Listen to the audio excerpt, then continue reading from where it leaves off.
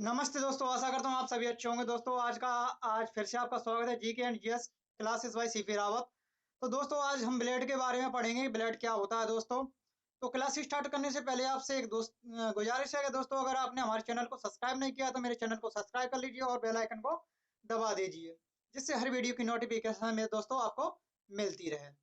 तो दोस्तों ब्लेड के बारे में पढ़ेंगे, ब्लेड क्या है। और तो पहले ब्लेड का सामान्य परिचय देखते हैं कि ब्लेड में कौन कौन सी चीजें दी जाती हैं, तो कौन कौन सी हम आपके सामने पढ़ेंगे। तो ठीक है दोस्तों, तो पहला पॉइंट दिया गया है। तो इसमें पहला पॉइंट क्या दिया गया है? पहला पॉइंट दिया है रक्त एक तरल संयोजी ऊतक होता है। क्या है? रक्त एक तरल संयोजी ऊतक। रक्त एक तरल संयोजी ऊतक यानी लिक्विड कॉन्टेक्ट टिश्यू होता है। तो रक्त एक संयोजी ऊतक होता है। इसमें क्या है, उसमें मेन पार्ट इस पॉइंट में क्या दिया है? तरल संयोजी ऊतक। इसको याद रखने वाली बात है। दूसरे पॉइंट की तरफ बढ़ते हैं। तो दूसरे पॉइंट में क्या दिया गया है दोस्तों? दूसरे पॉइंट में दिया गया रक्त का पीएच मान 7.4 होता है, अर्थात रक्त का हल्का क्षारीय होता है। कैसा होता है? हल्का क्षारीय होता है। तो दोस्तों आपको कह रहे होंगे कि मतलब ये सोच रहे होंगे कि ये तो सबको पता है कि 7.4 होता है। तो दोस्तों इस प्रकार से नहीं, आगे बढ़ते हुए अगले पॉइंट की तरफ, जिसमें क्या है हमारा हल्का क्षारीय होता है। अगर 7 होता है तो उदासीन होता है। अगर 7 से जितना नीचे जाएगा वो अम्लीय होगा, और 7 से जितना ऊपर जाएगा उतना ही क्षारीय होता चला जाएगा। तो एक यूनिट में कितना ml रक्त होता है? तो दोस्तों एक यूनिट में 350 ml रक्त होता है। रक्त का निर्माण अस्थियों में होता है। कहाँ पे होता है दोस्तों? रक्त का निर्माण अस्थियों में होता है। दोस्तों रक्त का निर्माण कहाँ पे होता है? अस्थियों में होता है। तो रक्त का निर्माण कहाँ पे हो गया दोस्तों? अस्थियों में हो गया। तो रक्त का निर्माण कहाँ पे हो जाता है दोस्तों? अस्थियों में हो जाता है। बच्चों में रक्त का निर्माण अस्थियों एवं पीलिया एवं यकृत में होता है। वयस्क मनुष्य में दोस्तों कहाँ पे हो रहा था? वयस्क मनुष्य में कहाँ पे हो रहा था दोस्तों? वयस्क मनुष्यों में हो रहा था अस्थि में, यानी अस्थि मज्जा में। और लेकिन इसमें क्या है, अस्थियों में भी होता है, पीलिया में भी होता है और यकृत में भी होता है दोस्तों। किसमें दोस्तों? बच्चों में। रक्त का शुद्धिकरण कहाँ पे होता है? तो वृक्क यानी किडनी में होता है दोस्तों। रक्त का शुद्धिकरण कहाँ पे होता है? तो वृक्क यानी किडनी में होता है। तो जिसको डायलिसिस की प्रक्रिया, रक्त की शुद्धिकरण की प्रक्रिया क्या कहलाती है दोस्तों? डायलिसिस कहलाती है। अगले पॉइंट की तरफ चलते हैं। अगले पॉइंट क्या है दोस्तों? रक्त का ऑक्सीकरण। रक्त का ऑक्सीकरण फेफड़ों के द्वारा होता है, यानी लंग्स के द्वारा होता है। रक्त का ऑक्सीकरण होता है वो फेफड़ों के द्वारा यानी लंग्स के द्वारा होता है। पीलिया को आरबीसी का कब्रिस्तान कहा जाता है। पीलिया को क्या कहा जाता है? आरबीसी का कब्रिस्तान कहा जाता है। ये पॉइंट दोस्तों कभी कभी क्वेश्चन में पूछ भी लिए जाते हैं, तो दोस्तों इसको याद रखने वाली बात है। तो आगे बढ़ते हुए दोस्तों, आगे बढ़ने की बात क्या है, तो इसको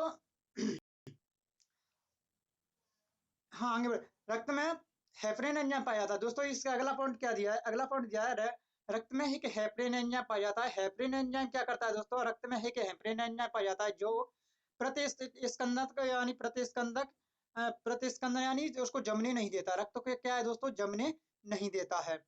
रक्त का थक्का किस कारण नहीं जमता है? कि उसमें हेपरिन एंजाइम पाया जाता है, इसलिए वो जमने नहीं देता है।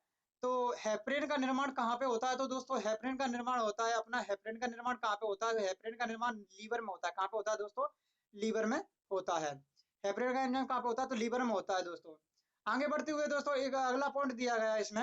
अगला पॉइंट क्या दिया गया है? रक्त बैंकों में रक्त को कितने डिग्री सेल्सियस तापमान पर रखा जाता है? तो 204 डिग्री सेल्सियस तापमान पर जब हम रक्तदान करके आते हैं हॉस्पिटल में, तो उसको कितने डिग्री सेल्सियस तापमान पर रखा जाता है? तो दोस्तों उसको 4 डिग्री सेल्सियस तापमान पर रखा जाता है। आगे एक पॉइंट दिया है दोस्तों, आगे क्या पॉइंट दिया है? पीलिया को शरीर का रक्त बैंक कहा जाता है। पीलिया को क्या कहा जाता है? शरीर का रक्त बैंक कहा जाता है। तो पीलिया को क्या? शरीर का रक्त बैंक कहा जाता है। आगे बढ़ते हुए दोस्तों, आगे बढ़ने में क्या है, एक अलग पॉइंट दिया है कि रक्त कितने प्रकार का होता है? रक्त को दो भागों में बांटा जाता है दोस्तों। तो दो भागों में रक्त को बांटा जाता है। रक्त को दो भागों में बांटा जाता है। नंबर एक क्या हो जाता है? नंबर एक में इसमें हो जाता है दोस्तों प्लाज्मा। दूसरे में हो जाता है ब्लड कार्बल्स यानी रक्त कणिकाएं। क्या हो जाता है? रक्त कणिकाएं।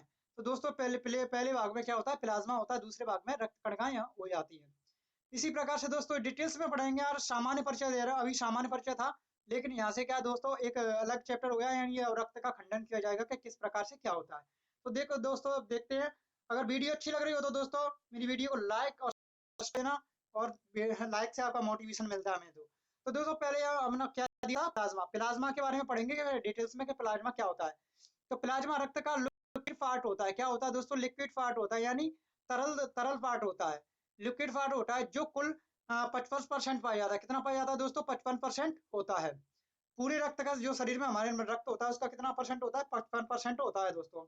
आगे बढ़ते हुए प्लाज्मा में 3 प्रकार की हुई प्रोटीन पाई जाती है। कौन सी 3 प्रकार की प्रोटीन पाई जाती है? कौन कौन सी पाई जाती है दोस्तों? अभी आपको बताएंगे।